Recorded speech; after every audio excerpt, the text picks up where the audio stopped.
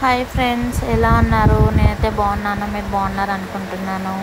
ఈరోజైతే ఆలూ ఫ్రై ఎలా చేయాలో నా స్టైల్లో మీకు చూపించాలనుకున్నాను.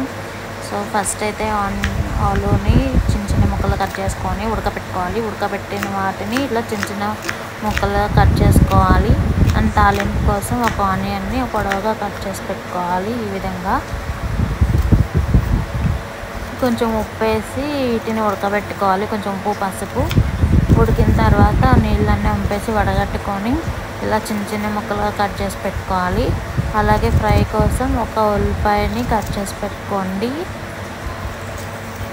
నా స్టైల్లో అయితే ఇలా చేసుకుంటాము. మాది ఒంగోలు దగ్గర. ఎవరైనా ఒంగోలు వాళ్ళు ఉంటే కమెంట్ బాక్స్లో కమెంట్ చేయండి.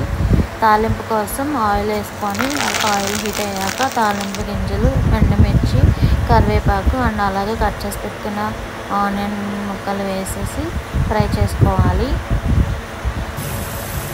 సో ఆనియన్స్ అన్నీ కొంచెం ఫ్రై అయ్యి బ్రౌన్ కలర్ వచ్చే వరకు కొంచెం ఫ్రై చేసుకుంటే సరిపోతుంది. సో ఆల్మోస్ట్ ఫ్రై అయినాయి కదా. సో ఇప్పుడు ఏం చేయాలంటే ఉడకబెట్టుకున్నాం కదా ఆలు ముక్కలు, అవన్నీ దీనిలో వేసుకొని ఒకసారి కలబెట్టుకోవాలి. సో వన్స్ ఆయిల్ అన్నీ మిక్స్ అయినట్టు అనిపించిన తర్వాత కొంచెం ధనియాల పౌడర్, కొబ్బరి పొడి ఉంటే వేసుకొని ఆప్షనల్ అది. అండ్ అలాగే వెల్లుల్లి కారం. సో ఇదైతే ఉట్టి కారం, కొబ్బరి ఇవన్నీ వేసి మిక్సీ పెట్టిన కారం. సో ఫ్రైలోకి బాగుంటుంది. సో ఫ్రై చేసుకొని ఫైనల్గా కొత్తిమీరతో గార్నిష్ చేసుకొని దించేసుకోవడమే, అంతే.